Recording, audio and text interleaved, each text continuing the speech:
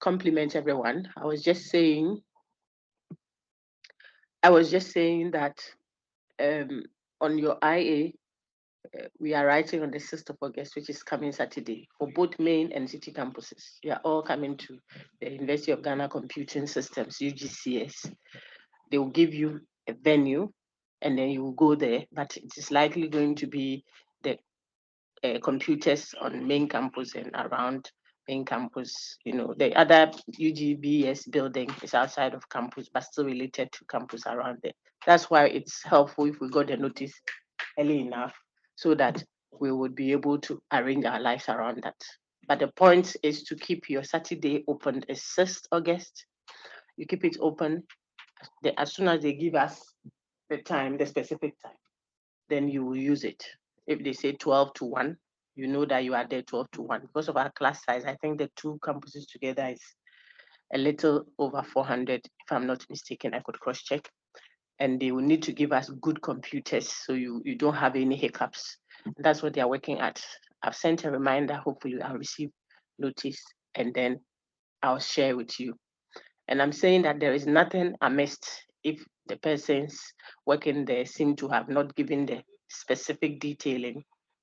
Even if it is done Friday evening, it hasn't gone against the university's rule at all. The university issues daily timetable as a way of also curbing possible malpractices and what have you. So you wouldn't even know where you are going to write, who is going to invigilate you, which center, which computer, till when it is almost nearing the time, as a way of controlling possible, you know, malpractice. Okay, so nothing is amiss. It's just you being prompt and alert. If you know your emailing is not as effective as it should be, then you want to rely on your class platforms so that when the notice goes to the class, you may get yourself copied, or you would want to make it an effort to go to Sakai to check. I've seen that Sakai has put up a notice. I don't know when it was, if it's this morning or so, but it said that Sakai will not be available 9 p.m. on Saturday, August 6th. Okay, that gives us some time, I think, because then we would have been done with our work. Service will be restored within 3 hours after downtime. So that should be after we have done our work and we are out of Sakai later in the evening around 9 p.m. and Sakai goes off. So we are good. You should go there then to check if there has been a notice regarding the scheduling so that you go to the specific center you have been assigned to pay your ID range to sit and write your paper. You can't alternate. They might not allow you to. You cannot, because we don't want to encourage two pairs of people deciding where they want to sit for whatever reason. Okay, so it's part of the university's way of conducting assessment. Now, let me take your questions, please, quickly on Wolf. We discussed Paul Wolf the last time, and we want to do some mopping up. And then we'll do the second half of his paper. Like I said in class, we want to read. Rosina helped us for City Campus to do the reading of the first page and then the explanations thereof. This will feature prominently also in your interim assessment. Everything we've done so far up to Wolf would feature. So you want to make sure you have done your mopping up, and we have just 2 days to that IA. So generally questions from the beginning till now, and then from there we move to completing the second half, and we are done. Okay, so put up your hand if you want to tell us what we studied on Wolf so far, the page 1 that we engaged extensively last Monday. Let me hear from you. Tell me what you heard in that paper. Please put up your hand if you want to make a comment.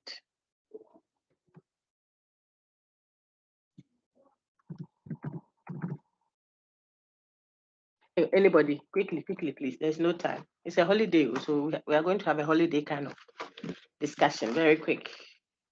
Then we finish mop up. I will be teaching the whole of today because my critical thinking class cannot afford to miss their sessions today. They are also going to write their interim assessments shortly, so they need the day. So we couldn't reschedule. Sabina, go ahead, please. Savannah, go ahead, please. Your hand was up.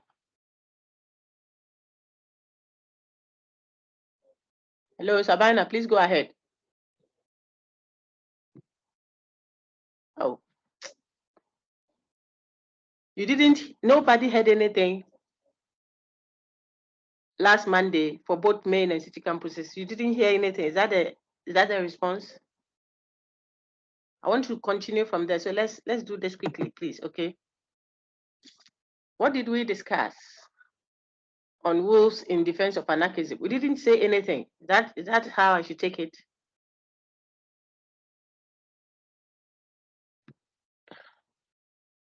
Yes, so I see some hands up.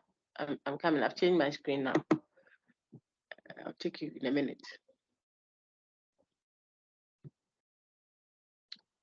Okay, so who is speaking now?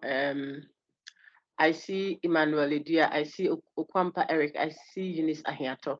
Let me take Eunice first. Thank you, guys. Eunice, go ahead. Tell me what you heard, and then we'll take it from there. Last Monday, we talked about the fact that is that autonomy is that which defines our being, and then even if we choose, even if we choose not to take responsibility, choosing not to choose is also a choice, and Very good. also and also taking responsibility involves attempting to determine what one ought to do. Very good. We also discussed about the fact that man has the capacity to reason, but his choices can be said to stand under continuing obligation. Very good. All right. Thank you very much. Let me take Okwampa Eric. Any addition Yes, you want to make? we also learned that children and madmen are less privileged, or they are less responsible for their actions because they lack the capacity to reason or the freedom of making a choice. So Very good. children and madmen are less responsible for their actions. That's very fine. So let's clarify now. We put them together, but which set of human beings would you say lack responsibility? They lack it totally. Madmen. Madmen. Very, very good. Whilst we would say that for children, they have it to a certain degree. We could Yes, even yes. hold them responsible for a certain to a certain degree because they have free will, and they have rationality, but they may not have developed their rationality to a certain degree. That is why we may even think of excusing them when it comes to certain matters. But for others, we still hold them accountable. We whip them for some of the things we expected that they would do. Very good. Thank you, Kwampa Eric. Emmanuel, do you still have something to add? We said so much, so I don't want us to to feel that we don't have it. You're writing on Saturday, so your confidence should be built. Okay, so some more additions will be good. We did so much. See from slide 1. Any other? Why would Wolf defend philosophical anarchism? Say why? What would be his grounds for defending anarchism? When we read, I think Rosina helped us read, or one of you, no, Harrison, continued to help us read and show that the man, so you may want to look at your, well, you're using your screen for the class. I wanted to take you to that page, which says that the responsible man, this is page 1, the last but one paragraph that we read, the responsible man is not capricious, if you remember. He's not capricious or anarchic, for he does not, for he does acknowledge himself bound by moral constraints. You see, the man is making a defense for anarchism, yet he's telling you that the person he has defined moment ago as being responsible, when we say man is responsible, an autonomous being is really responsible, he says, don't think of the responsible person as what? Capricious or anarchic. In other words, don't say that people who are held accountable for their actions, people who are considered masters of themselves of themselves. Based on our discussions we've had so far, you see that autonomy means self-rule, master of yourself, self-legislator. You legislate the moral rules for yourself and you obey them.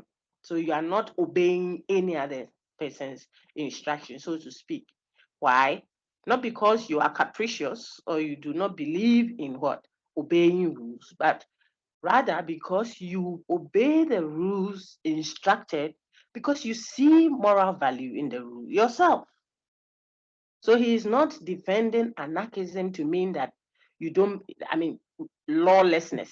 You see that, as people would normally think of anarchism.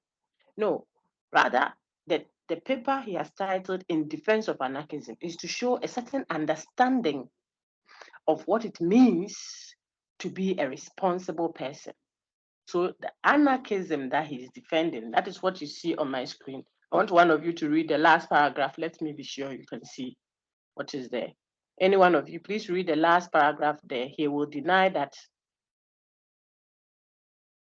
He will deny that he Uh-huh. has a duty to obey the law of the state simply because they are laws. He may comply, choose to obey. That it is why you would see, it is why That it is seems then that philosophical anarchism is the only political doctrine that is consistent with the virtue of autonomy. very good. The point he's making is that philosophical anarchism would be the only political doctrine that will be what consistent with the virtue of autonomy. We are looking at what the moral legitimacy, the legitimacy of the supposed authority of the state or any authority for that matter. Is it legitimate as a human being? I'm speaking direct after all our discussion, so you see his point.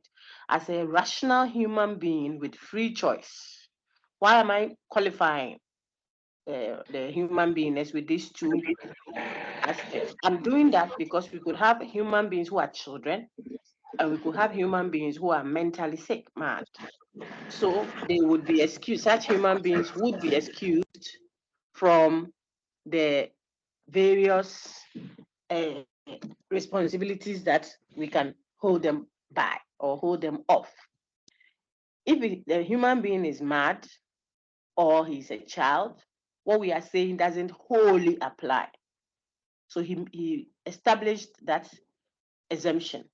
Then now he's speaking to the human person and he's saying, is it right as a human person of the right type? Which one? Free and rational human being. Is it right for such a human being to be dictated to by any authority whatsoever? His answer is no, because you are an autonomous being. You have reason yourself. You can rationally make decisions. So you're a rational being yourself, and you are free yourself. That is why where there is no freedom of choice, essentially speaking, then you can say that that brother wasn't a human being at that time. That's why they stuck a knife to him and he committed that crime, or his freedom was taken. They didn't have choices. Then you can exempt him, like killing in self-defense or committing a certain crime because of a compulsion. There was a knife stuck at you or something. That's what the court does to interrogate the matters, to find out if he had become like quote and unquote a mad person because his freedom was taken, etc. But insofar as you establish that you are a free moral agent with rationality, then according to what Wolf is saying, you cannot submit, listen attentively, your decision to make that choice to another authority. You cannot do that. Even if there goes the second level of the argumentation, even if you did that, in other words, even if you forfeited your autonomy, and we are going to read a little from there. So some of you may have to share screens, and then I don't know if you're able to alternate your screen so that you can read the content and then still be part of the class, okay? Even if you forfeited that autonomy that you have, in other words, you gave it away What is autonomy? The capacity to make choices. We engage that. Okay. Even if you gave it to someone else to do, such as what the state or an authority like the lecturer or the pastor or the imam, you see that you say that, oh, this is what the law says. He says, when you say the law, which law is this that you're appealing to? The state said so. He says you are supposed to be the one making that choice for yourself, even if you saw reason in what the law said. It is you who made the choice. Even if you received an advice from a colleague, it is you who made the choice. That is what makes you a human being.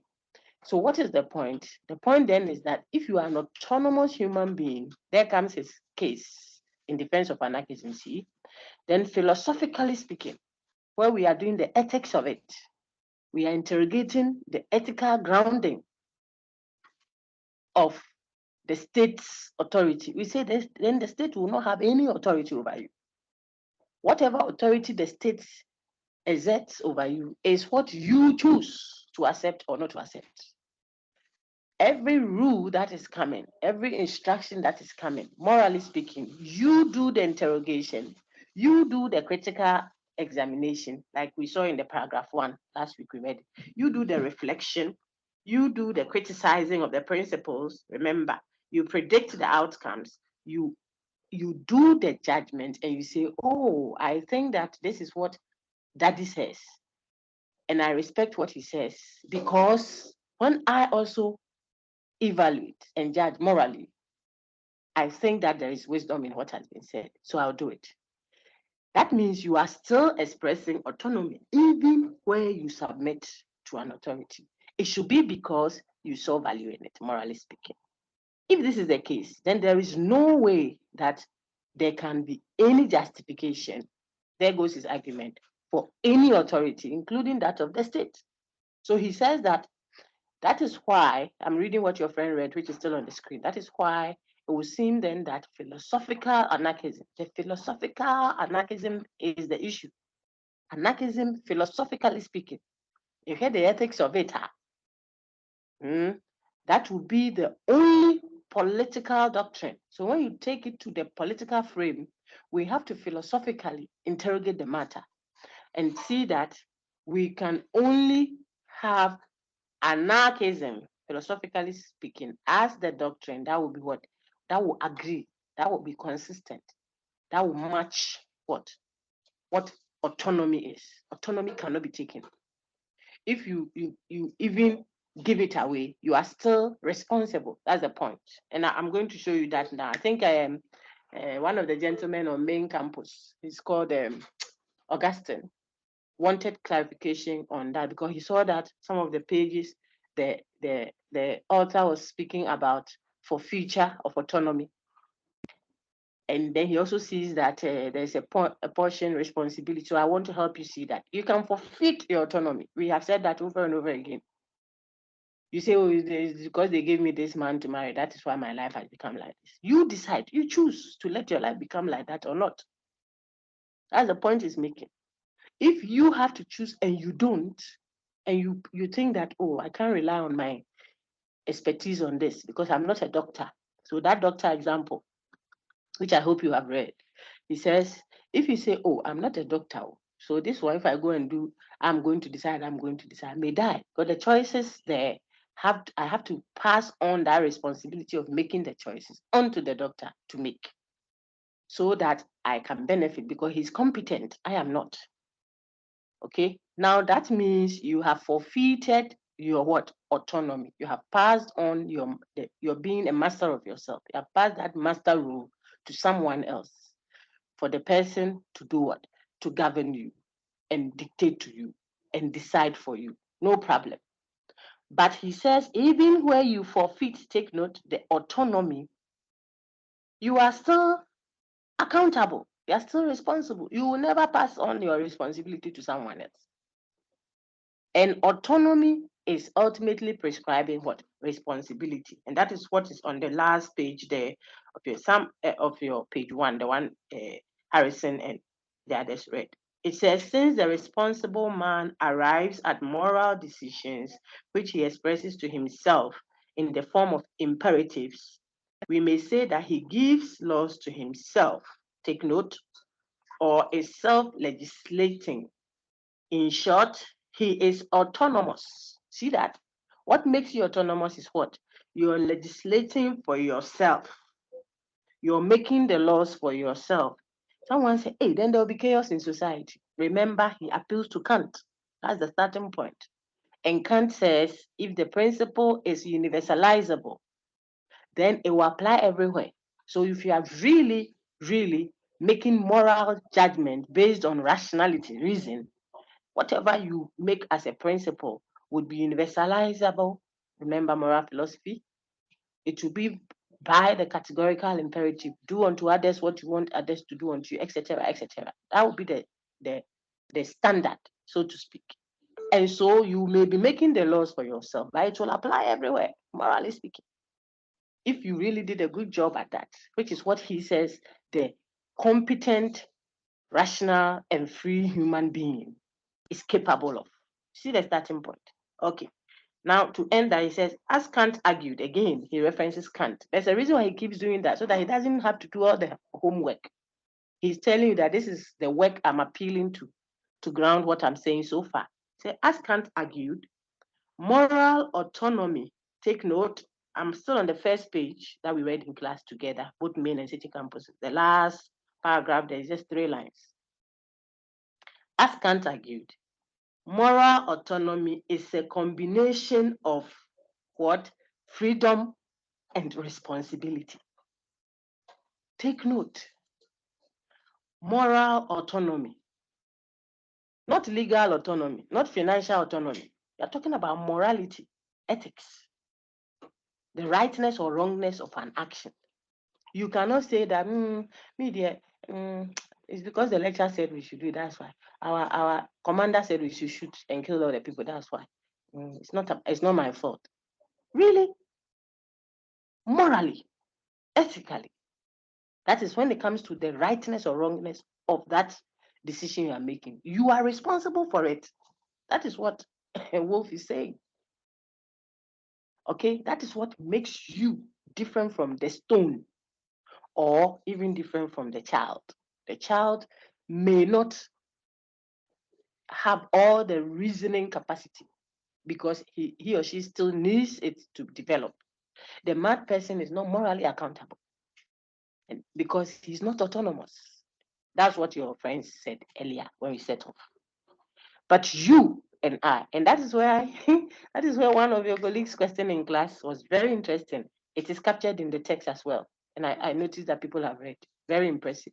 He says, Doc, so how do we determine if a man, for example, so he was using an example I gave in class, main campus. He said, if a man, fully grown man, married, will not make any decision without consulting his mother, his own mother, can we say that he's a grown-up? I say, hey, brah, this question you have come to ask me there. I'm not the one to answer. There are brothers in the class. I don't want trouble. But that's the point. There are grown-ups that are not behaving like grown-ups. That can be very problematic. They are physically grown, but maturity, none. Moral decision-making, they don't have any. They can't decipher between what? Right and wrong, good or bad. My mommy says I should tell you that. Go home a little and come next week. Your mommy says, what about you? Even if mommy advised you, because she may know better and advised you, you have to interrogate it. Remember paragraph 1 again. Critically examine, reflect on the motives. This one was read by Rosina, I think I remember. Predict the outcomes. You are a competent human person. So the advice is good, yes. The religious, doctrine is good. It's an authority. The traditions and beliefs that you have adopted, imbibed, were groomed in, are all good, but they are all subject to your evaluation, morally speaking. Therefore, when you go by them, whichever one it is, the tradition or the advice from mommy or the authority or the, supervision from the instructor or what have you. If you choose to accept that, you chose, you chose it. And so own it and hold yourself accountable for that. That's why I said in class that if you say they gave me a course, that is why I didn't choose it. You didn't choose it, but when they gave it to you, what did you do? If you think that you don't like it, then you tell them you can even stop schooling and go and sew or something. But insofar as you have taken it, then you are accountable. It means you examined all the options, you evaluated, and you felt that this advice my friend gave me that I should pick the guy's money, take the money, steal it. You say you didn't do it. It was the devil. When the devil told you to do it, what did you do about what the devil told you? Even God doesn't compel us. I told you level 200 and level 100 yesterday. Even God doesn't compel us. He could have made us like robots. You obey fully.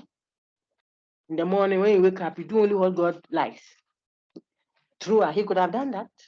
Those of us who are religious, we don't believe he has done that. You see that? So the point is, even God respects the fact that you're a human being, respects your space to make choices. He will only give you the alternatives. And Joshua would say, I present before you today life and death, but I advise that you choose life. Meaning you are able to decide to choose otherwise. The point then is, if you exercise that, as Kant has argued, your moral autonomy will then define is what? A combination of freedom and responsibility. That is why if you shirk your autonomy, if you shirk it, you how do I say it in different ways? You forfeit it, you don't use it. You let others make the decision for you, they push you, yodum. Morally, you are just obeying. He says, yes, that one you can do. So I think that if Augustine is listening, you can forfeit the autonomy, but you cannot forfeit responsibility. Any questions so far? Then we can move on to the page 2. I want someone to read for me the page 2. Okay, you can fulfill. Thank you very much. Florina, go ahead. Thank you. The page 2 starts with, it is a submission to, or it's a question. Yes, please. Oh, please ask. Sorry. Please ask. Yes. You initially talked about taking responsibility for instance, when a female is being asked to marry a certain man, and then she says that her life is like that because her parents asked her to marry. But Yes, then, please. Doc, there are points where your parents forces you to like actually marry the person. How do they force you? Give me an example. Do they tie you to the man and then you move with the man everywhere you're going? Doc, no, like for instance, for families that are really wealthy, they give to maybe their friends or something, and then they're like, it's either you marry him or you leave the house, and then you don't So when want you to. do the evaluation, I'm sorry to interrupt you, but when you morally see the point, it's a moral. Is it right for them to do that or wrong for them to do that? It's The wrong for them.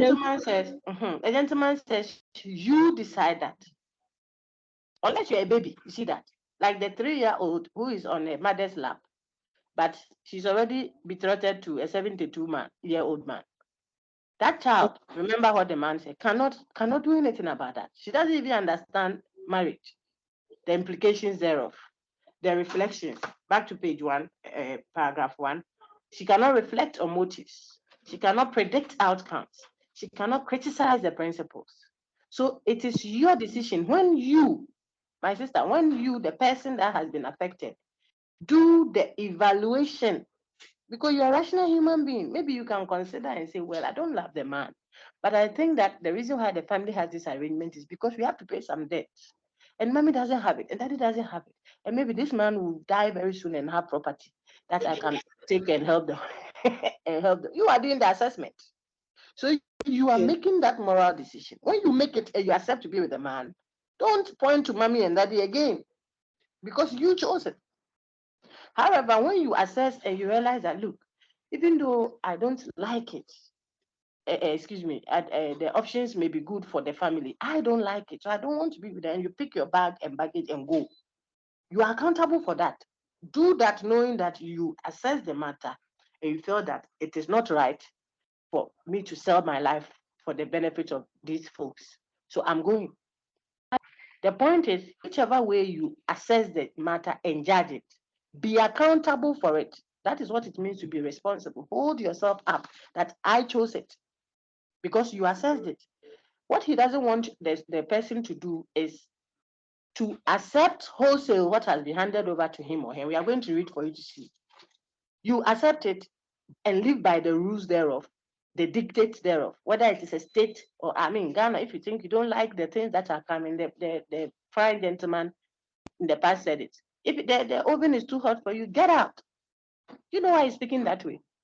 Because if you want to stay here, then you have to learn how to live here because you chose to. But if you think that Ghana is not this, Ghana, people don't keep time, and look at all the economy and this, and it's too stressful for you. My friend, go to Togo. He said it. He said there's Togo here. You can go. Pack your things and go. In other words, no matter how limited the options are, there are options. If you assess the option of having to migrate with your family and leave this place because you don't like it, and you think that that will be too tough, even though Togo may be better or America may be better, I don't even have the means to, then it means you have done an assessment. You have weighed the pros and the cons. You look at it this way and that way, and then you decide that, well, this might be bad, but it's a better option than the other. Then now you are here. Live like someone who is here and be accountable that you chose to be here.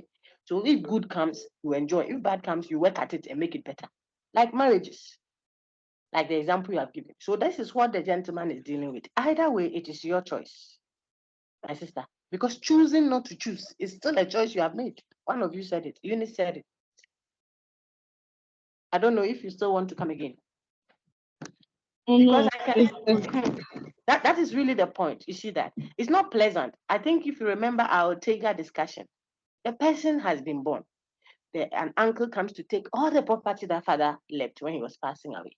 He has taken all, left them with nothing. Mommy is stranded. Mommy has to work hard, do it, go and do stone quarrying. She's going round, begging, takes care of this child till the child gets to school. The point is, it becomes very difficult for this child. Then sometimes they say, I didn't have any choice. That's why I became an armed robber. Really?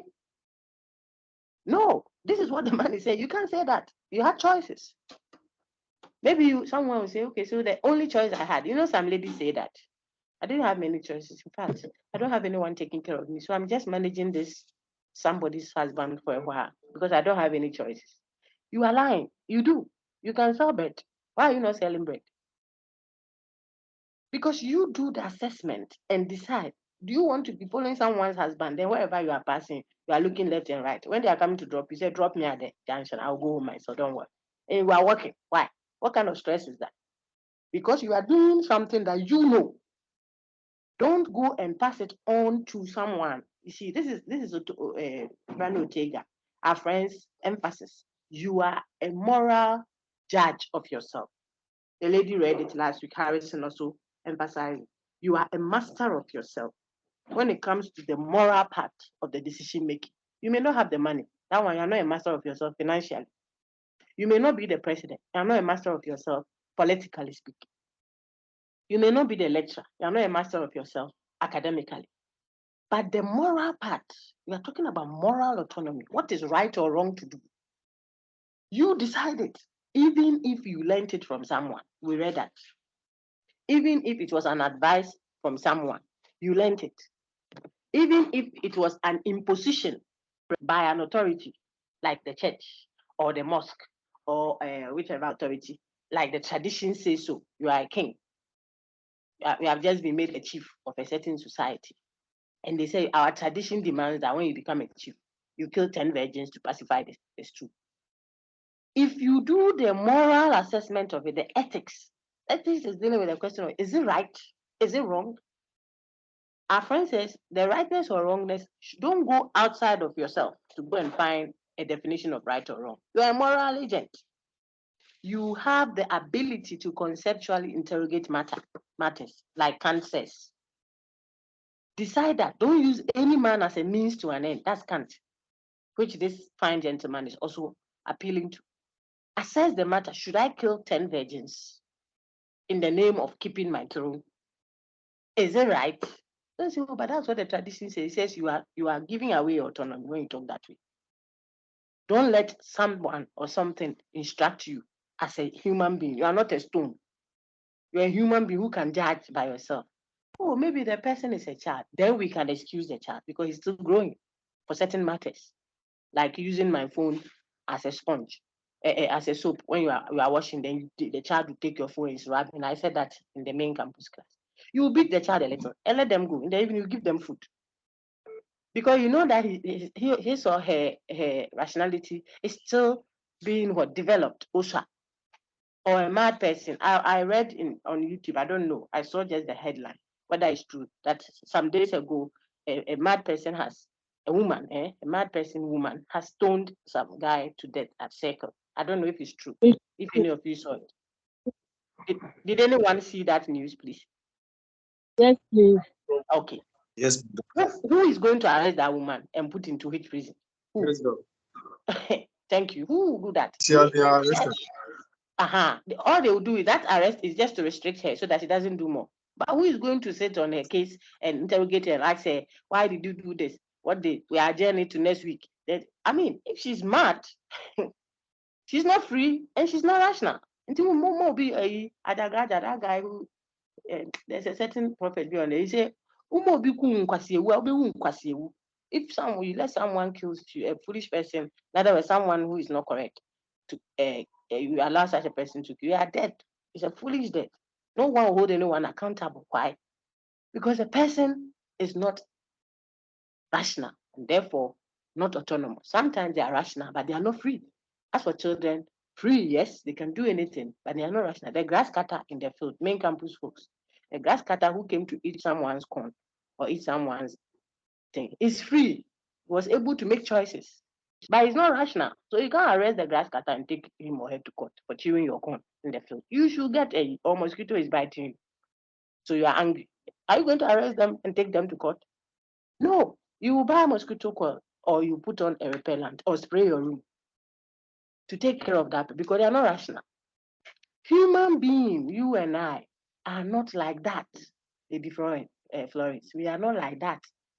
So if we don't take our place as humans and we allow people and things and systems to dictate to us, when we know by our rational capacity that what I am doing is wrong, then I say it's a tradition. What I'm doing is wrong, then I say it's our faith. How do we know whether it's right or wrong? Go and ask Kant, says this man. That's the starting point. Okay, so he started, he said the fundamental assumption of moral philosophy is that men are responsible for their actions. Then he takes it from this assumption, it follows blah, blah, blah. So you can read it all over again. Very important question. Thank you very much. Do I have another one? Apia Kubi, thank you. Apia Kubi, go ahead, Benjamin.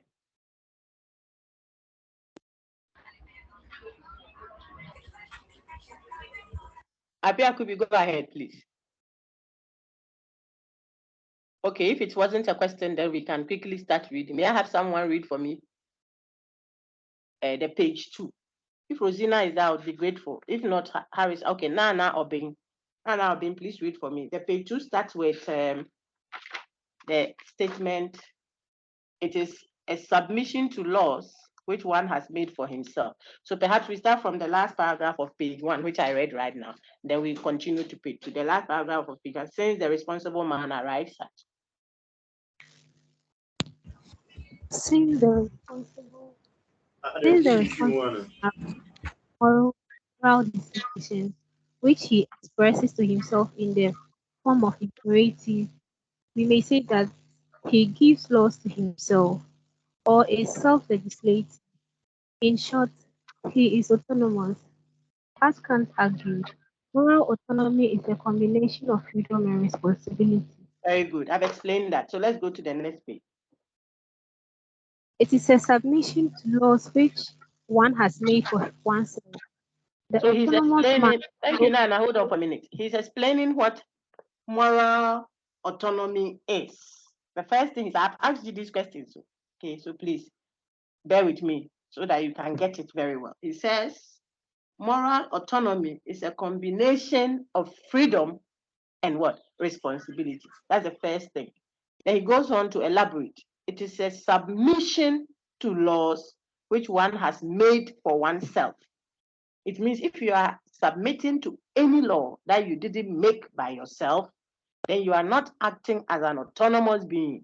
You are behaving like the stone, which cannot determine anything for himself. Now, be careful not to interpret that to mean that the responsible man is capricious and anarchic. We have already established that that is not what it means. In other words, that they don't subordinate, they don't submit. Whenever you say no, because I'm autonomous, that is not what autonomy is.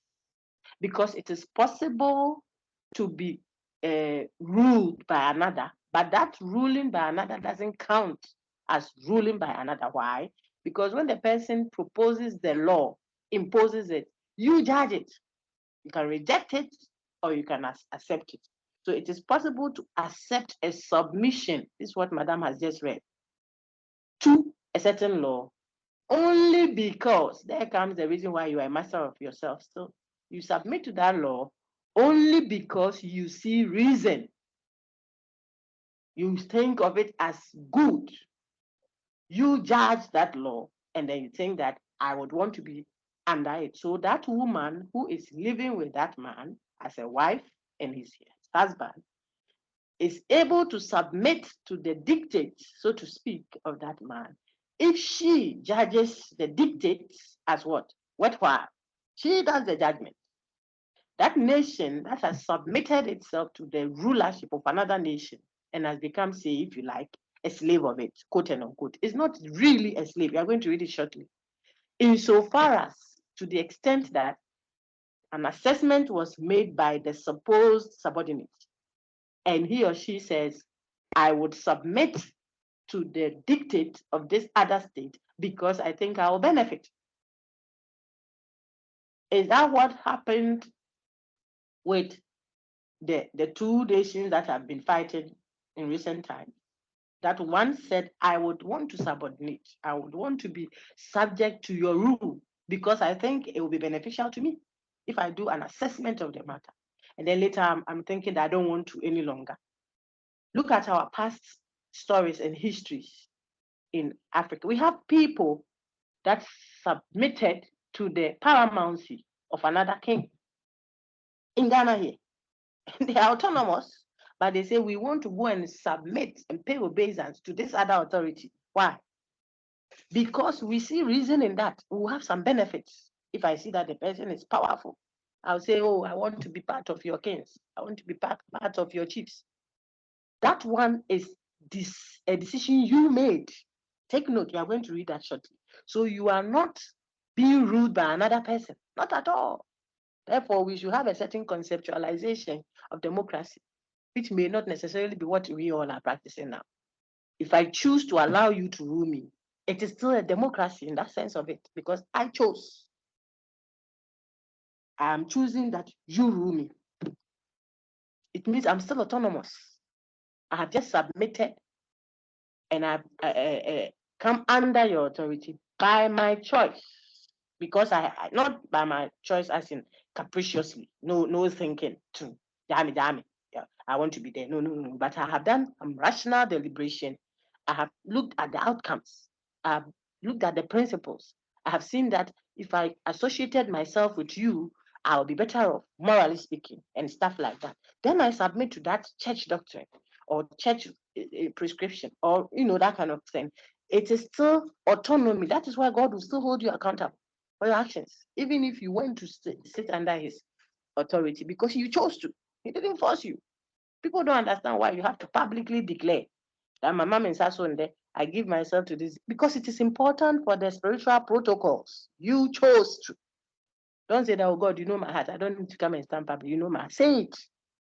The heart believes, the mouth confesses. You have to say it. Look at the married people. People who have done, they have done, I love you, kona, things then the day they want to officialize the union, it is supposed to be what? Confessed. Someone stands in the middle, say this after me. It's not a you.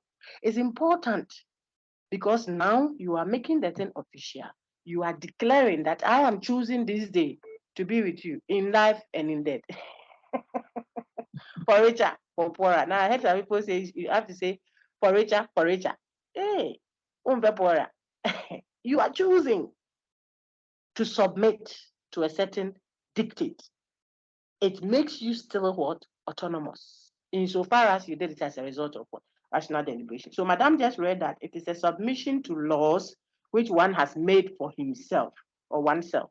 Be careful not to interpret that to mean that you don't take advice from anyone. You don't submit to any authority. You there, you live like a hermit. You don't greet, you don't do anything. The traditions would be there. You may be obeying the traditions of that land, the rules and whatever, insofar as you have assessed it and you think they work. If you think they don't work, you are able to leave and say, I don't like this department and how they operate. I don't like it. And you go. But if you are there, you have done your assessment, then you will still be subordinate. So he's not capricious or anarchic in that sense of it. Yet it is important that you see the autonomous being as what? A master of himself and who obeys laws that he makes for himself, including the one that a friend told him, but he sees to be very good. That means he made the law for himself anyway. All right, sister, continue. I won't talk again. Read to the end of that paragraph. Please go ahead. You are muted. Oh, is she there? Okay, someone else read. Can you put up your hand if you want to read so I can call you? Any other person wants to read quickly, please? Quick, quick, quick, quick. Oh dear. Harrison, are you there? Or you are using your phone? Regina, are you Yes, there? please, I'm here. Okay, Harrison, if you are able to read, could you kindly read for me, please? We are on the page 2. Hello, Doc. Yes, sir. Please, I'm here. Go ahead. Can you read for me? All right, Doc. Please do the second paragraph. Yes, sir. Yes, sir. No, start from the first line. It is a submission to laws which one has made for himself, and continue from there. Okay, Doc.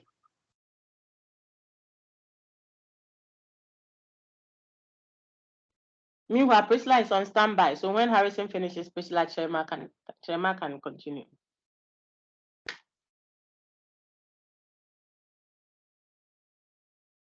Doc, please, can you make Priscilla continue because I can't Okay, find the you paragraph. can find yours. Okay, that's fine. Priscilla, go ahead. Please unmute first. You are muted, so first unmute, and then you can read. Or Magdalene Sand also shut up. Magdalene Abeko. Any one of you can continue with the read. Just unmute. You are muted.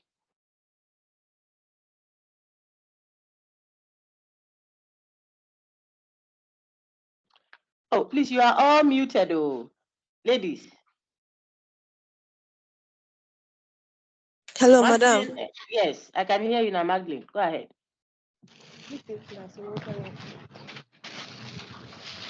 Okay. It is a submission to law which one has made for oneself. The autonomous man, insofar as he is autonomous, is not subject to the will of another. He may do what another tells him, but not because he has been told to do it. He is therefore, in the political sense of the word, free. Very good. Please, should I continue? Yes, please. Please do. Since man's responsibility for his actions is a consequence of his capacity for choice, he cannot give it up or put it aside. Take note. Take note. I'll interrupt you now. Everyone take note. You cannot give up your responsibility. That means that you are accountable for something. You cannot give it up. Don't come and give excuses and say that, oh, but it is because they said I should do this. If it wasn't because the people said this, all the things I've said so far. You cannot give it up because it is that which defines your autonomy. And the autonomy itself is a combination of freedom and responsibility. Freedom, rationality generates what? Responsibility, which you cannot give away. So always work with that in mind. Don't say that, oh, it's not me. This one, if it was this, it is you. Or if it was this one, so it is you. If you have that posture to life, then you are always inclined to look for how you can make it better than how it is. If Ghana had not been subjected to slave trade and colonization, yes, but it was you. Because you are still able to pick up from where you are and move forward. Always. So that's the point. Since man's responsibility for his actions is a consequence of his capacity for choice, he cannot give it up or put it aside. You have the capacity to make a choice. Your responsibility leads to, is as a result of the fact that you can choose. That's the point being made. If you can choose other than what it is now, then you are responsible, says Ija Wolf. All right, please continue.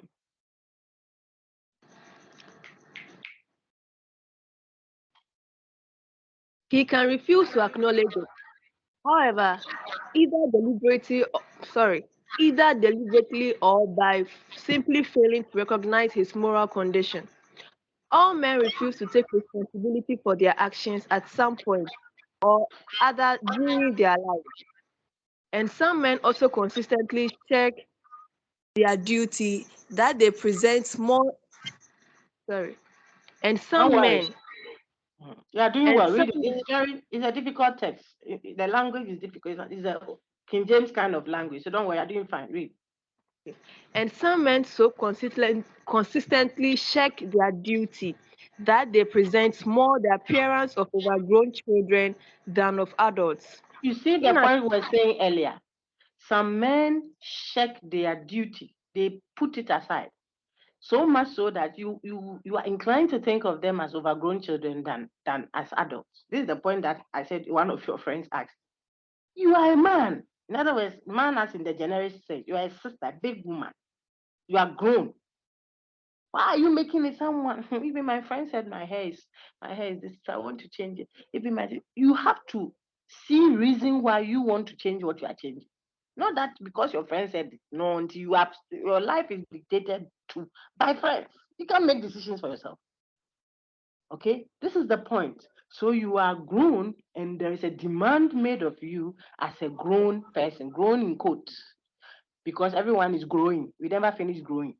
But here, what a class 2 child who is all interested in, toffees and jumping around will do is not what a university, for example, student should do. Whether level 100 or 400 is inconsequential. As soon as you finish school, you are going to put the nation and the church and things that are important to us in your hands. You have to be able to make decisions, especially moral ones. So he's saying that some people, all of us, once in a while, we try to pass on our responsibility to someone else. We try to blame other things or other people for things that we should have done. It's normal. But there are others, this is his point. They continue to shirk that responsibility over and over again, so much so that you are inclined to think, are these people humans at all? That I don't want to use certain examples because we are on record. But I would have given certain, how can we go a begging? Me my Ghana. Why? Why do you want to do that? Are you not shy? Maybe they are holding your plate in your hand. You human being, sister or brother. If every morning you wake up, then you knock on your neighbor's door, please give me salt. The next day, oh, please give me pepper. The next day, oh, please, my children can't go to school, pay their school fees. The next, if you are doing that consistently, are you not shy? Let alone a nation. So some of the things, it is a sense of response. You have to feel responsible. I will say, I do it is me. I have to do something about this, of course. Being a moral issue, not do something about it, as in go and sacrifice 3 of your children so that you can use the money you get from the 3 to take care of the 7. That's not morally apt. But you could do alternative things. So this is where the gentleman keeps stressing. Some are behaving like children. Auntie, please continue.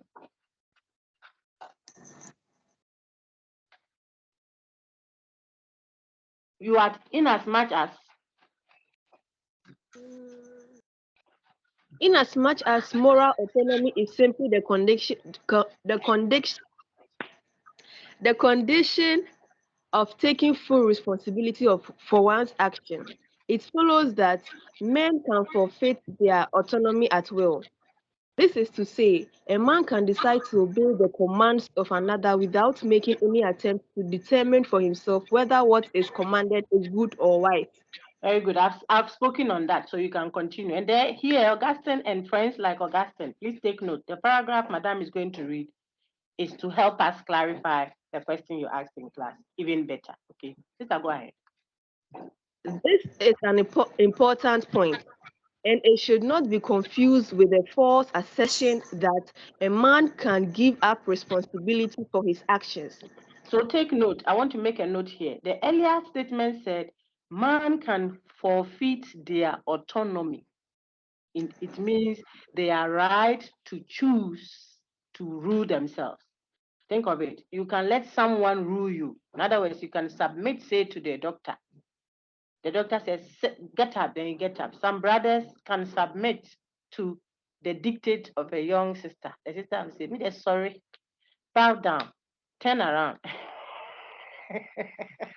And this person is a boss. But when he's in the bedroom, for example, that small girl can drill this big man. Turn around, raise your hand. Me, they go back, go and get me a milkshake. You have chosen, you have chosen to let someone else dictate to you. Forfeiting your autonomy can be done. But the reason why you would still be accountable, that's the second line one, where you will still be responsible is because even if you forfeit the autonomy, you haven't forfeited it in the real sense of it. You chose to let her dictate to you. So whatever comes out of it, you are still accountable. So forfeiture of your autonomy doesn't mean you are excused from responsibility. You cannot give away your responsibility. You cannot say someone else is responsible, accountable for what happened because it wasn't you who decided to do. Someone did it for you. Well, the question is, why did you let someone do it? So the point is, even if you let someone do what you had to do, that's you forfeited your autonomy, you are still accountable. You are still responsible. Why? The implicit argument is because you are still autonomous. You think you gave it away. You chose to give it away. Choosing not to choose is still a choice. So you will still be accountable. You still be responsible. And I said, because the hidden premise there is because you are still the one who made the decision. You are still autonomous. That's the point I was making in class, to show you that autonomy may be forfeited because you are not an expert. But forfeiting it will not prevent you from being what? Responsible or accountable. I hope this explanation will help. So when Madam reads that whole paragraph, it should settle in well for you, and then we should be done shortly. Please read, sister. Thank you very much. Even after he has subjected himself to the will of another, an individual remains responsible for what he does.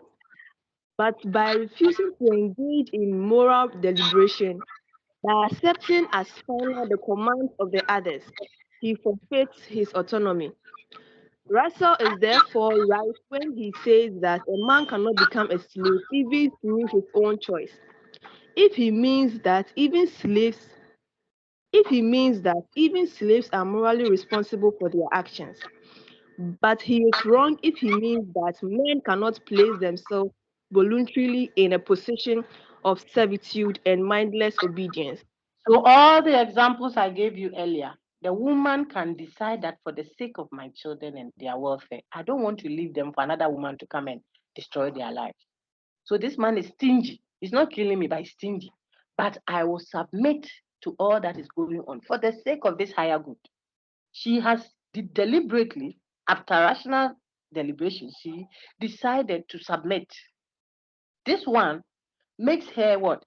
A supposed slave to another, but she's still autonomous because she voluntarily, this is what Madam read, she intentionally, on her own volition, chose to do that.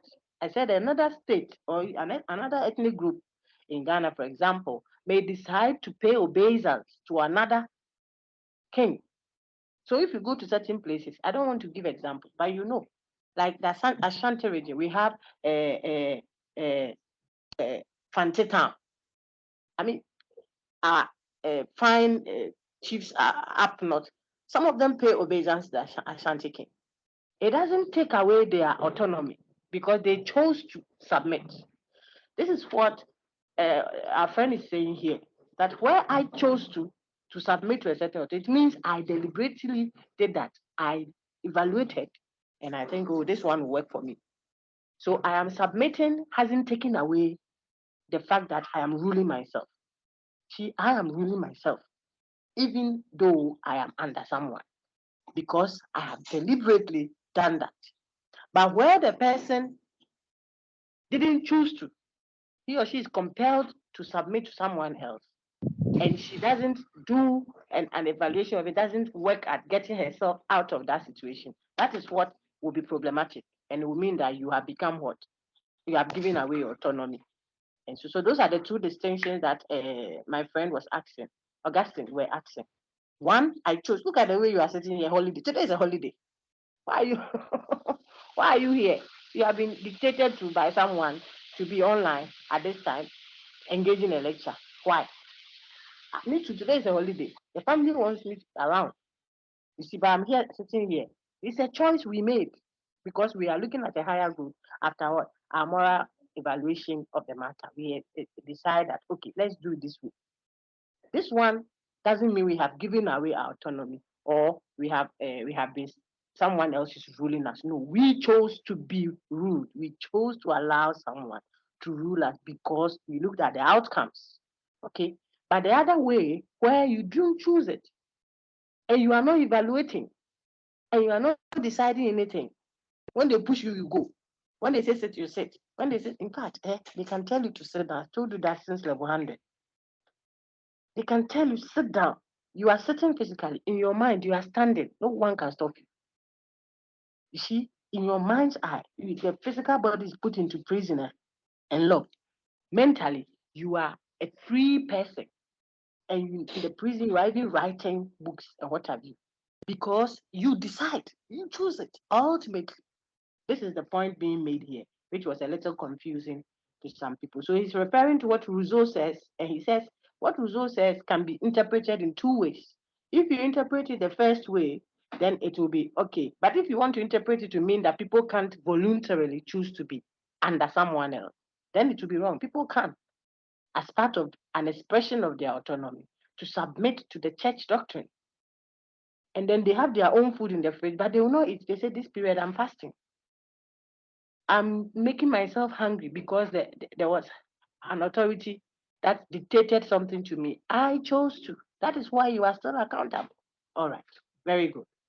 Let me see if I have another reader. If not, Madam is doing fine, so we will take care. Okay, Priscilla, is there a question or you want to continue with the reading? Magdalene, be on standby for me. Rest a little. I'll always come back to you. Thank you. Priscilla, please, is it to read for Please, me? I would like to read. Who is speaking? Is it Yes, Priscilla? please. It's Go to ahead, read. Priscilla Sherma. Thank you very much. So we are reading Yes, please. from there are many forms. That's where she got to. Okay. There are many forms and degrees of forfeiture of autonomy. A man can give up his independence of judgment with regard to a single question or in respect of a single type of question. For example, when I place myself in the hands of my doctor, I commit myself to whatever course of treatment he prescribes, but only in regard to my health. Good. I do not make him a legal counselor as well. Very good. A man may forfeit autonomy on some or all questions for a specific period of time or during his entire life. He may submit himself to all commands, whatever they may be, save for some specified acts, such as killing, which he refuses to perform. From the example of the doctor, it is obvious that there are at least some situations in which it is reasonable to give up one's autonomy. Indeed, we may wonder whether, in a complex world of technical expertise, It is ever reasonable not to do so. Excellently read. Whistler, please let me explain a little to help Okay. a few others. So I've said most of what is there. You cannot go and do yourself autonomy. I am a master of myself. When the UGCS folks say, come there at 6:30 to write your exam, I say, well, I'm a master of myself. I'll go there at 4:30. You go there. Go there at 4:30. By the time you go, the exam is finished. There's no exam to write. So that you go and eat autonomy. The point is, he keeps stressing that because that is why people may think of this the claim that you are responsible wrongly. You shouldn't misinterpret this argument being made. The autonomous person or the responsible man is not capricious. Remember always, he's not anarchic. It doesn't mean you have to be opposite all the time. No, you can submit. And in fact, his point is you should. There are certain instances, if you don't even submit to another authority, it will be detrimental to you. And he refers to such a technical, well, that is quite technical now. The pilot is taking off. They say, oh, I want, they say, wait, everybody sit down, please. We are having turbulence. So please sit. Say, they say, oh, no, I'm autonomous. I make the rules for myself. So I'm working in the plane. You will become obituary. You're not an expert there. The doctor says, this is what, so that is not a time to be overly emphasizing autonomy without any argumentation. You should, and he says it is even wise and reasonable as an autonomous person, as you do your examination and evaluation, you realize that at certain times it is wise to let the authority rule you. That's why I said you want to eat fufu and palm nut soup. When you went to see the doctor, they say, oh, your sugar level is a little higher than what it should be. So can you avoid fufu and our starchy stuff for a while, at least for some months? Let us observe you. He said, oh, I went. It's my own money. I mean, I decide what I want to eat. Eat, my brother, eat. But start buying yourself what? A self-contained Autonomy, because you are dying. The point is submitting to authority that you have examined does not take away your autonomy. It's in fact an expression of your autonomy. Why? Because even when you do the submission, it's as a result of what? Your assessment. Some people will listen to the doctor, but the doctor will not advise them on their legal matters. That's what Madam read. Others too. One person defines everything in their life. They don't even subject it to scrutiny. That's what I'm saying. The friend told you to do this. The friend told you to do that. Leave him. The course can stop. Why? Can't you think for yourself? That is what is problematic. So it is possible to submit to a certain authority when it comes to a certain matter, but not another. I'm your lecturer for philosophy for a certain specific course. I can't be your authority in your pre-science or a cons or what have you. No, because the expertise are different. This is the whole point. So an autonomous person will submit to certain authorities. Yes, he will. The only thing that we have stressed is that it should be as a result of what? Their own assessment of it. Why? Because they will be responsible for who they submitted to and why they submitted to whatever it was, morally speaking. Very good. Please move to the next paragraph for us. I think you're doing good too. Since the concept of taking and fulfilling responsibility is central to the discussion which follows, it is worth devoting a bit more space to clarifying it. Taking responsibility for one's actions means making the final decision about what one should do. For the autonomous man, there is no such thing, strictly speaking, as a command.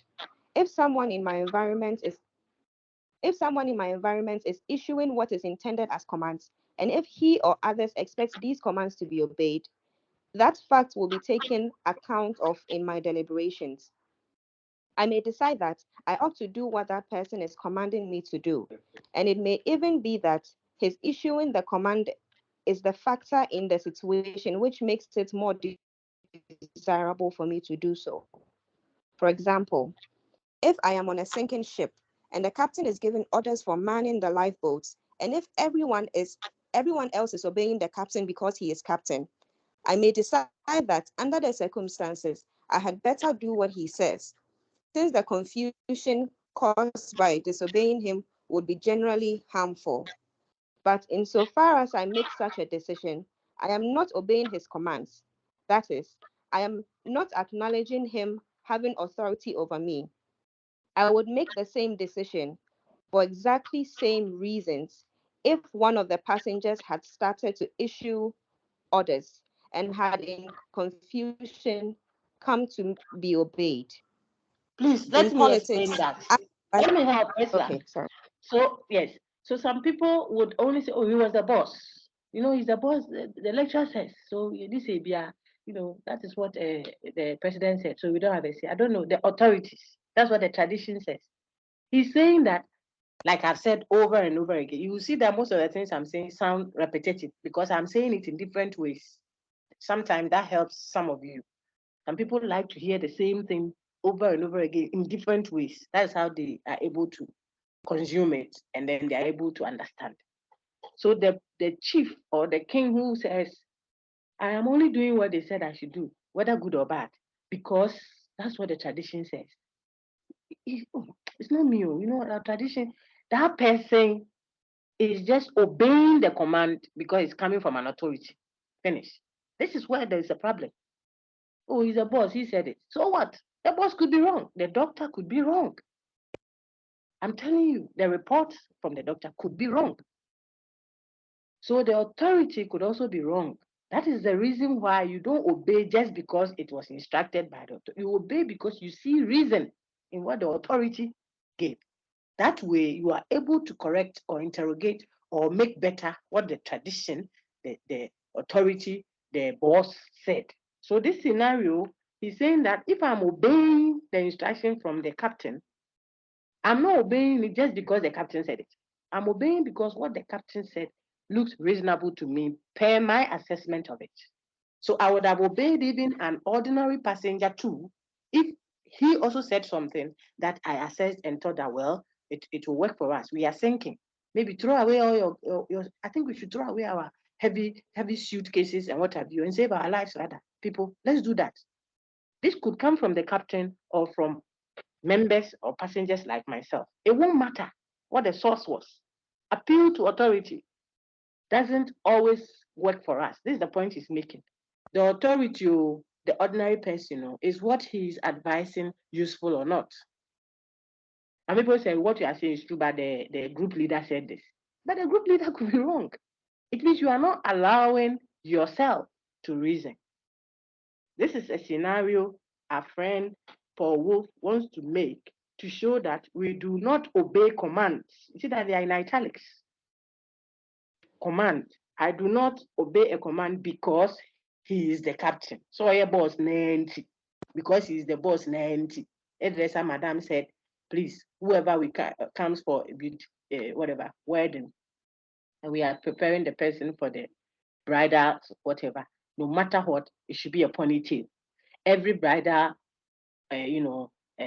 contract we get, you must make the hairstyle a ponytail. That is the command. If you take the command just as raw a command because madam said so and madam has traveled and we are doing well in the shop, but someone comes, the sister's forehead is too flat for a ponytail. If you're just obeying instruction because it was given by madam, that's all. You won't think. Close the door, close the shop at 6 o'clock, no matter what, 6 o'clock, no matter what. That's the instruction. But that's 6 o'clock. There is fire in the shop, God forbid. We have to unpack the thing. Then the other sister says, Madam said 6 o'clock, we should close. So we are closing. But the thing is burning. It's 6 o'clock, we have to close. When you obey instructions just because it is coming from the commander, you don't think about it. This is the point. You don't make any contribution to it. You have to see reason so that the spirit of the law is not confused with the letter of the law. The judges that sit in our high courts, those revered judges, sometimes they read the law like this and they take the spirit of it, not the letter. Else everybody will be sentenced to 100 million years. There's a spirit behind, there's a heart behind the command, the law. the authority, which has to be interpreted. The challenge is where you are doing just a literal obedience to the law because it has come. That's why Jesus asked the people question.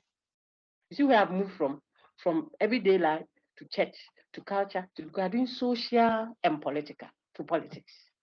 He asked them, the one who has not sinned should throw the first stone. You think it meant that people should go and be lawless? No. He felt that people were misinterpreting the law. They are just doing, this is what the law says. That's the authority. If we catch you red-handed, we have to stone you to death. They are holding their stones. They've forgotten that the same law said, if you are guilty of one, you are guilty of all. So he says, the one who hasn't sinned, let's apply the law. But you know law. So the one who hasn't sinned should throw the first stone. And the Bible says, they started dropping their stones from the eldest first. Because if you are grown, then you will count the time you stole fish when you're 2 years. You are still alive. You haven't been killed. By the law. The law says if you are guilty of one, you are guilty of the gossips. You know, when the woman gave you more change than you should get, how you say, oh God, thank you for this blessing. When you know that the woman mistakenly gave you more than she should give you. You overlooked it. You say you have caught someone by the law. So the law too has caught you. And they led by themselves. Meaning that if you are just obeying because it is an authority, you will err. This is what the man is saying. You have to see the reason behind it, the reflection. What is the outcome that it seeks? So that you can now appreciate why you are doing the thing. So if you appreciate it that way, then you are able to contribute. You are able to do it with meaning. Where it doesn't work, you're able to hold it up and say, well, the law says that because of so and so and so, you shouldn't be the president. But if we look at the implications and what have you, we will let you be for a while. Then we end the session there because the law has a spirit behind it. As in, there is a heartbeat behind that law. So, my friends, that paragraph is telling us that you cannot claim that I was commanded to. Raw. Look at why the command is coming and do an assessment and obey the usefulness of that command, the rationale for that command, the reasoning for that command. That way, you are able to hold yourself accountable and responsible. Very good. My lady, let's go. Priscilla, please continue. Oh. Is Priscilla there, please? Please go ahead. Hey, am I audible, please? Priscilla, go ahead, please. In politics, as in generally. Doc, please, Please go ahead. Thank you. All right, please. In politics, as in life generally, men frequently forfeit their autonomy. There are a number of causes for this fact, and also a number of arguments which have been offered to justify it. Most men, as we have already noted, feel so strongly the force of tradition or bureaucracy that they accept unthinkingly the claims to authority which are made by their nominal rulers. It is the rare individual in the history of the race who rises even to the level of questioning the right of his masters to command and the duty of himself and his fellows to obey. Once the dangerous question has been started, however, a variety of arguments can be brought forward to demonstrate the authority of the rulers. Amongst the most ancient is Plato's assertion that men who subject to the authority of those with superior knowledge, wisdom, or insight. A sophisticated modern version has it that the educated portion of a democratic population is more likely to be politically active, and that is just all for the ill-informed segment of the electorate to remain passive, since its entrance into the political arena only supports the efforts of demagogues and extremists. A number of American political scientists have gone so far as to claim that the apathy of the American masses is a cause of stability and hence a good thing. I don't know if everyone would want me to throw some light on that. I don't think it's much. He's making a point of where people suggest that some should think for others. Simple. So like Plato's conception of what? Social structure. How Plato thinks of society. You know, he tells you that some people are not led by reason. So they shouldn't even be part of the voting system. We have discussed that in the past. He feels that some people don't know what we are discussing. So when you want to vote for who should be a leader, for example, let those who are led by reason do that decision so that if philosophers rule, then there'll be peace. Then this man says that is what has been carried on. So much so that sometimes it looks like, let the women, for example, sit in the kitchen. This is not woman talk. Bring us some picture, let us drink. The men are going to think they will be back. He says, and it seems for some that such apathy, such let them go and think. We are not saying the from Greece all the way to current, our political system currently. A certain sector or segment of society consider themselves or are considered by others as not necessarily useful when we are making decisions like these ones. It is the same thing about you taking responsibility or you considering yourself as an autonomous being who must be part of what? Reflection, what have you. This is what he's bringing up here. Traditions, authorities. Even women, for some people, cannot preach. How it is that that ever happens, I don't understand. They can give birth to the preacher, but they can't stand and tell you that God loves you. I mean, it's so pathetic, but it is still entrenched now. And certain societies have classes. Even the color of your skin can tell which caste you belong to. It is happening in our world now. Go to India and see. The color of your skin tell whether you are upper class or lower class. Today's world, the point is, if we deal with traditions, tradition here meaning this is how we've done it all this while. That is what is acceptable here. This is how we do it. These authorities, without questioning, without evaluation, then even our own big boss, Plato, is cited here, saying that some people cannot think. This is what he's saying there. So let those who have superior knowledge, wisdom, or insight rule. It is a statement that may suggest to others that that brings stability. He references the American society. I mean, the masses of people being apathetic towards governance and what have you really is good because it gives them stability. Really? That's what Madame just read. Now let's see his reaction to that. Then we are coming to the end of the paper. And I think, Madam, you read well. Oh. Are you with main campus or city campus, Priscilla? I'm with main campus, please. Okay, thank you. You are all reading very well. Please finish the next paragraph. Okay, please. The moral condition demands that we acknowledge responsibility and achieve autonomy wherever and whenever possible. Sometimes, this involves moral deliberation and reflection. At other times, the gathering of special, even technical information. The contemporary American citizen, for example, has an obligation to master enough modern science to enable him to follow debates about nuclear policy and come to an independent conclusion. There are great, perhaps insurmountable obstacles to the achievement of a complete and rational autonomy in the modern world. Nevertheless, so long as we organize our responsibility for our actions and acknowledge the power of reason within us, we must Very good. acknowledge well the continuing obligation to make ourselves the author of such commands as we may obey. We The have to paragraph continue to make ourselves the authors of even the commands that we must obey, including the doctor's command, because we are not experts.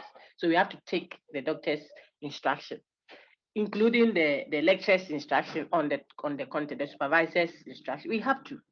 But even in those instances where we have less options than to obey the commands, we must make ourselves the authors of those commands.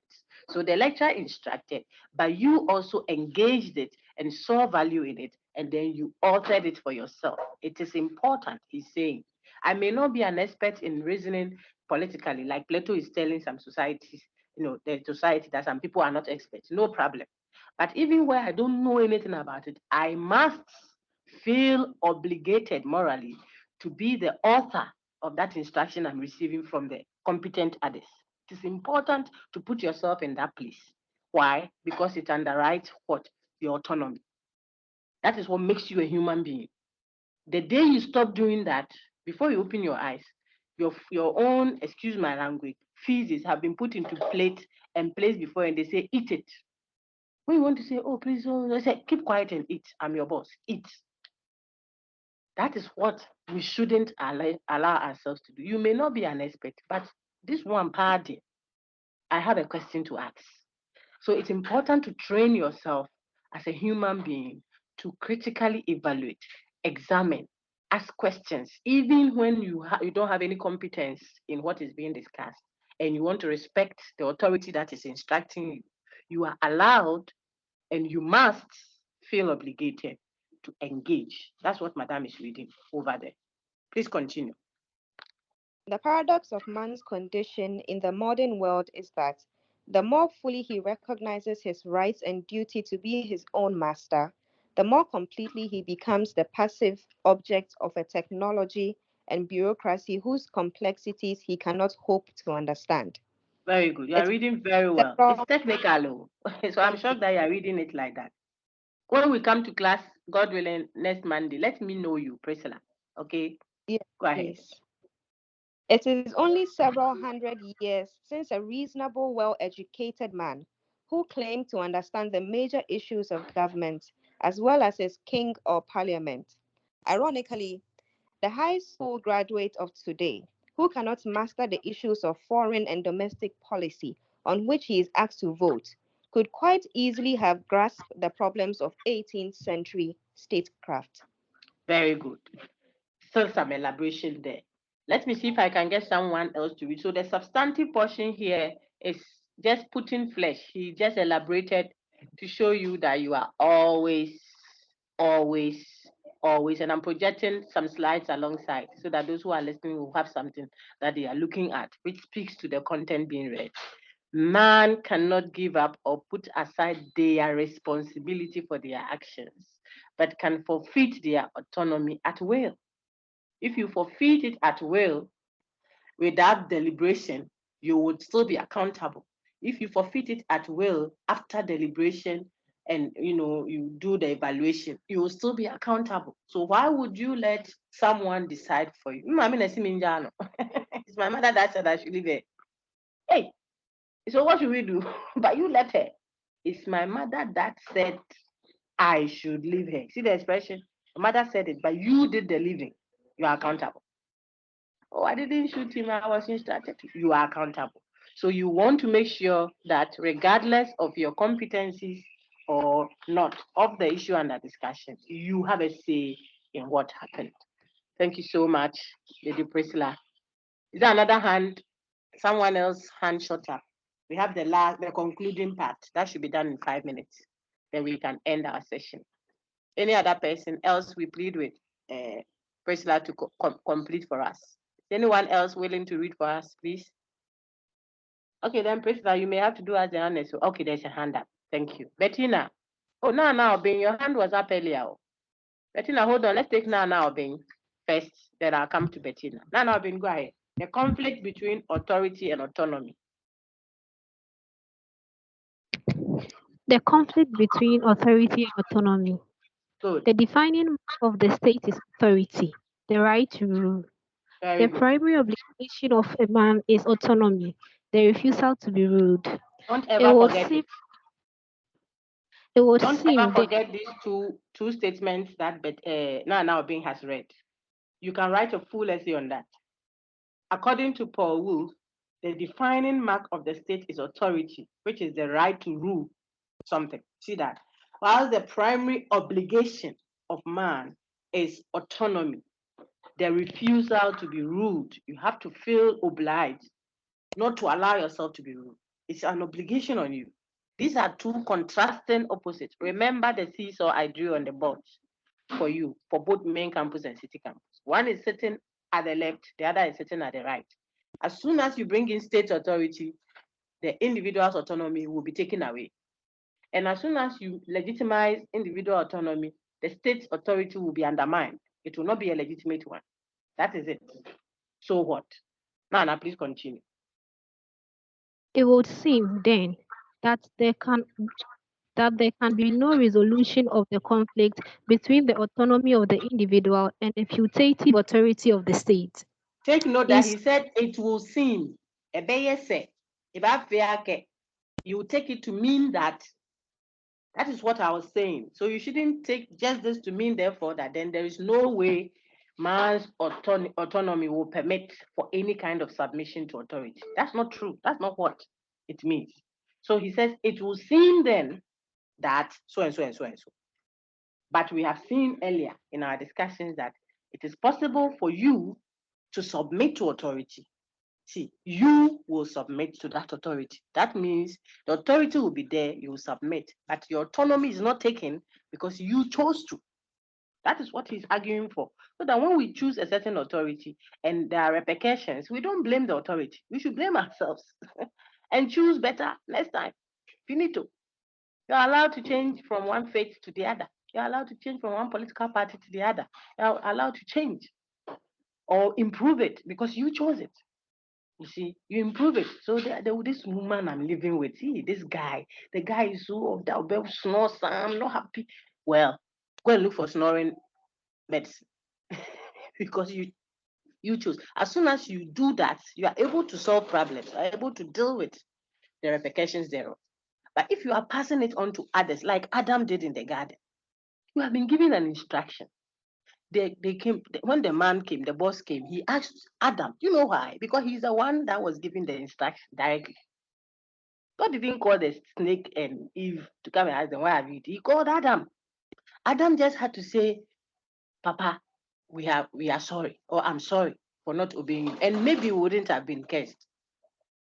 But they asked you, Adam, he said, it's not me, it's a woman you brought. See, the woman that you brought, the woman that Adam saw is a woman, bone of my bone, flesh of my flesh. When there was trouble, he said, the woman you gave me. Making God responsible for the repercussions thereof. That is very problematic. You don't do that, you attract curses, you attract punishment. You have to take responsibility.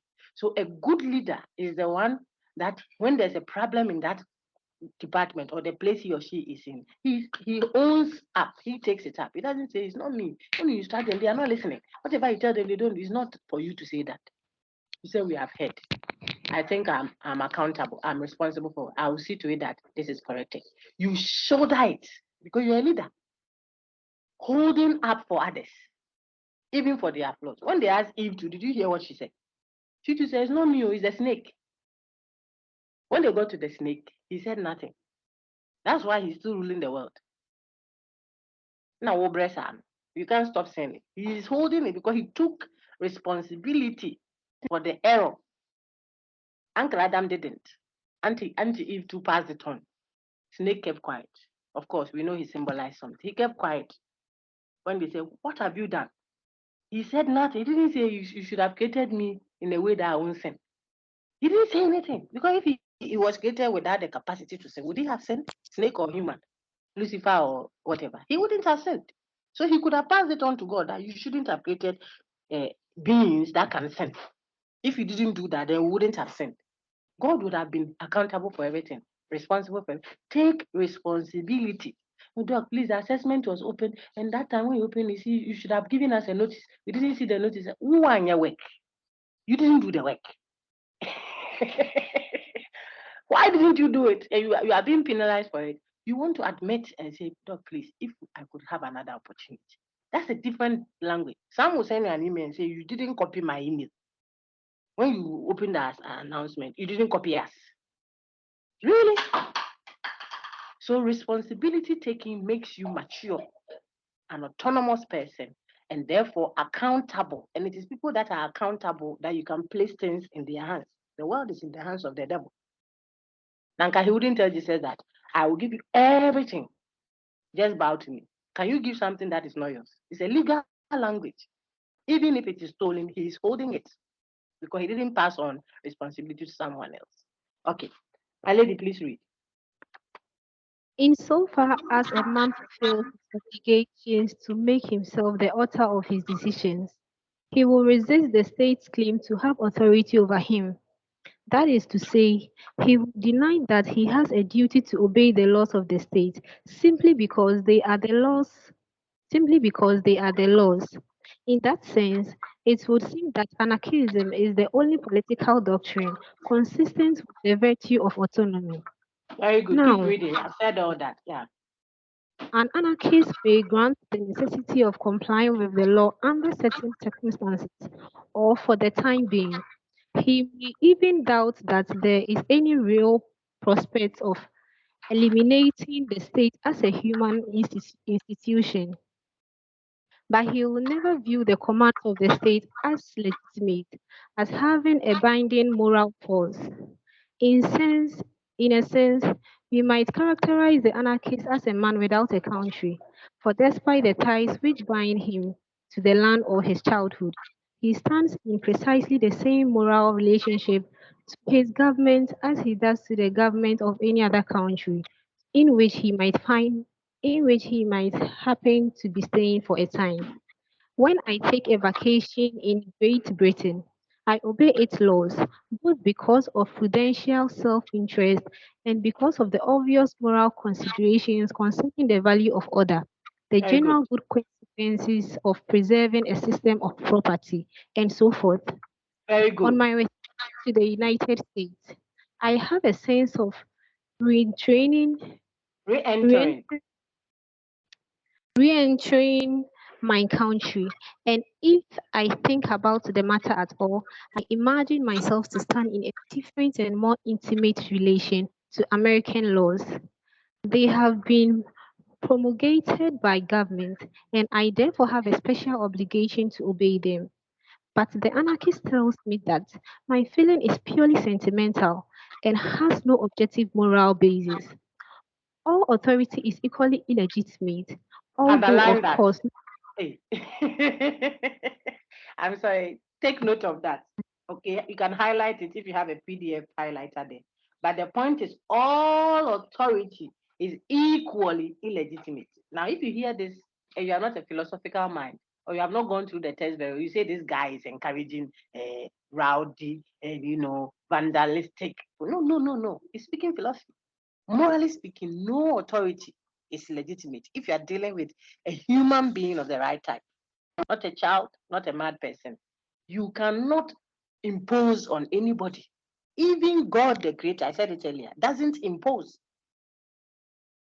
He doesn't impose on human beings. There's a reason why. But we are not talking religion now, we are talking philosophy.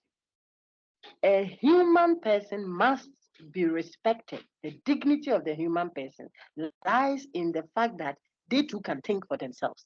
God says, come, let us reason together. Even if your sins are as red as scarlet, I will make it white. I know you have problems, but you come with your briny and say, come and let's calculate, let's judge. So when you are in a group, whether a study group or you are the boss of an institution, God will make you a bosses when you finish school, or you are doing it in a home or anything. Don't go with that bossy thinking. Sit down. My wife says, oh, I wanted to tell. I said, sit down. I'm the man. You are the woman. You're crashing in our ear. You have to engage people. You are the lead. Yes, we respect you. But you must realize that people can bring something to the discussion because they are thinking. They are human beings. They are not stones.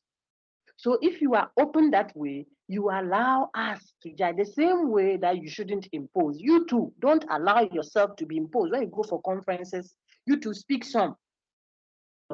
Insofar as they are talking something that you can contribute to, speak some. If you are not an expert there and you are shutting up, you are shutting up, you are shutting up because you want to hear from them to do your own assessment from where you stand. You don't know the economics and what have you, but what you know is that now when you buy yam, one tuber of yam in the past was maybe 10 cities.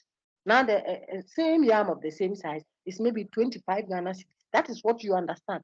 You don't understand IMF, GDP, or what have you. But you understand that there's something happening to your pocket. Your transport has increased. You can do your assessment from there, even if you are not competent. So you submit to the boss's discussion for that topic. But it doesn't mean you lose your reasoning and your rationality. So all authority, Madam read it, Madam now being ready. She said, all authority is equally illegitimate, although, of course, not therefore equally worthy or unworthy of support. And my obedience to American laws, if I am to be morally autonomous, must proceed from the same considerations which determine me abroad, whether in Ghana or Afghanistan, Kenya or KwaZulu-Natal. Every authority coming to me, every instruction, every order, every command must be subjected, whether religious or political, gender or whatever. You have to ask questions, reason about it, reflect, make a moral assessment. And then when you are convinced, why you are convinced, because if you are doing that as a moral agent advised by Kant, then you are able to make a decision that will be universally applicable for all human beings, regardless of context. Very good. I'll take Bettina now because her hand was up. No, thank you so much. My ladies have had a day because they are reading really good, like you and folks. The last lady to read for me, the last paragraph, it is in 3 lines or so, will be Bettina. Bettina, if you can hear me, finish up and then we are done. I'll take questions. Yes. Please go ahead. The dilemma which we have posed can be succinctly expressed in terms of the concept of the de jure state. Very good. De jure. The word was succinctly. Go ahead. Okay. If all men have a continuing obligation to achieve the highest degree of autonomy possible, then there would appear to be no state whose subjects have a moral obligation to obey its commands. Hence, the concept of the jure legitimate state would appear to be vacuous. That's empty. Okay. And philosophically, anarchism would seem to be the only... philosophical anarchism. Sorry about that. And philosophical anarchism. And philosophical anarchism would seem to be the only reasonable political belief for an enlightened man. For an enlightened man. Thank you very much. Now I take some questions if there are 1 or 2 of them. Thank you, Nana Obeng. Thank you, Bettina. Thank you, Priscilla. Thank you, Eunice. And the sister who set us off.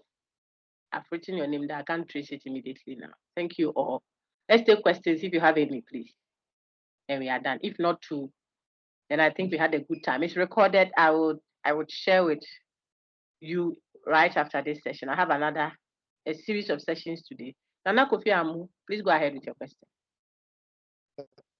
Doc, my question is the subtle difference between personal autonomy and moral autonomy.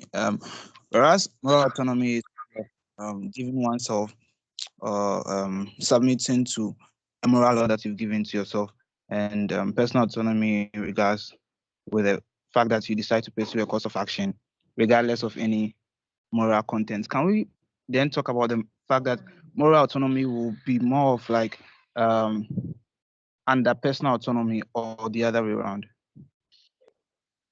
Okay, when it comes to moral decision making, the question of right and wrong, then you are autonomous. Okay. It's not necessarily personal, like I decided, but because the self, you have to revise a little bit of the moral philosophy. Okay, it is the self, man as me, so you, and the other person, By the time we finish, what we prescribe based on what? Kant's thinking of what? Universalizability, the categorical imperative, what have you, will be true for all humans like ourselves. It will apply everywhere. That's why he doesn't want you to use anyone as a means to an end. So morality or ethics, better still, is what we are prescribing now.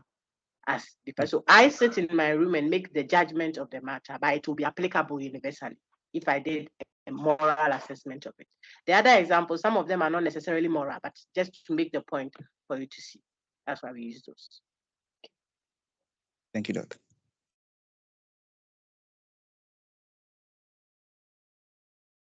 If there is any, please put up your hand. Your colleagues will want to benefit. That's why I'm still doing the recording. Is there any other question?